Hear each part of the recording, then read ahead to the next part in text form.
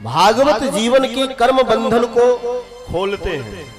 हम लोग ये मानव बन करके तमाम प्रकार के दुख जो भोग रहे हैं, ये किस लिए? तो कहते हैं हमारे कर्मों का फल है।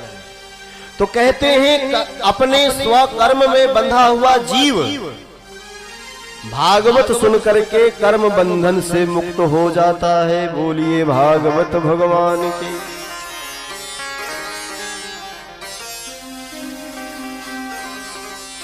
जीवन के आत्मिक बंधन जो कर्म का है,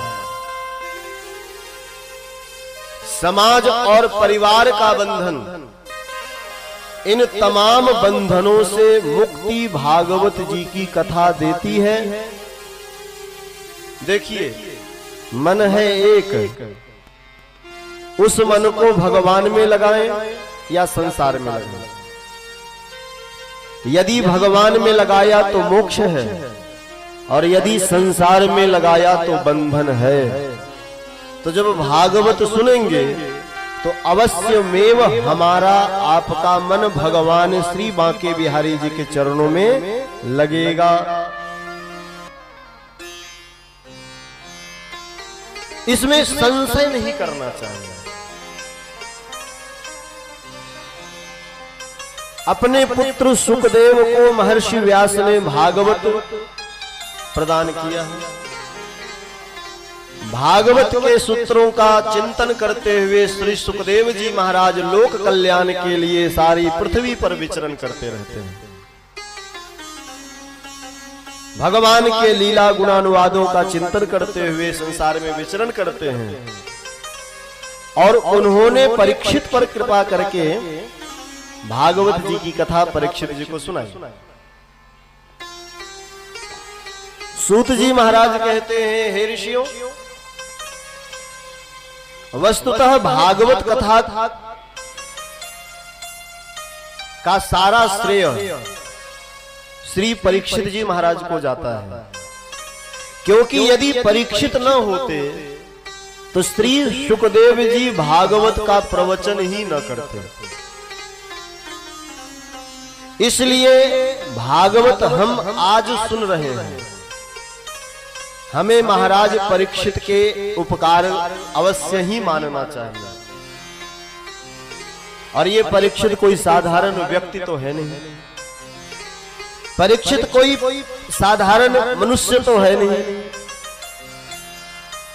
परीक्षितो थे राजर्षे जन्म कर्म विलापनम संस्थाम च पांडुपुत्राणाम वक्ष्ये कृष्ण कथोदयम। सूत जी बड़ा आदर पूर्वक परीक्षित जी का परिचय दे रहे हैं।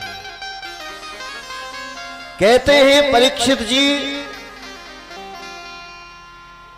अपने परिवार, अपना राजपाट चलाते हुए अपने संसार के क्रियाओं का संपादन करते हुए परीक्षित जी ने भागवत को प्रकट किया सुखदेव जी के द्वारा।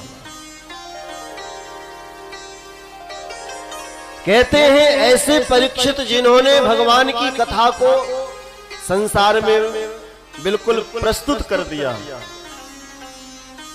महाराज, इनका जन्म बड़ा विचित्र है। इनके जीवन के आचरण बड़े पवित्र हैं। शौनकादि ऋषियों ने कहा, महाराज जी तो हम सुनना चाहेंगे, क्योंकि ऐसे परम भागवत जिसके लिए भागवत का प्रवचन श्री सुखदेव जी ने किया।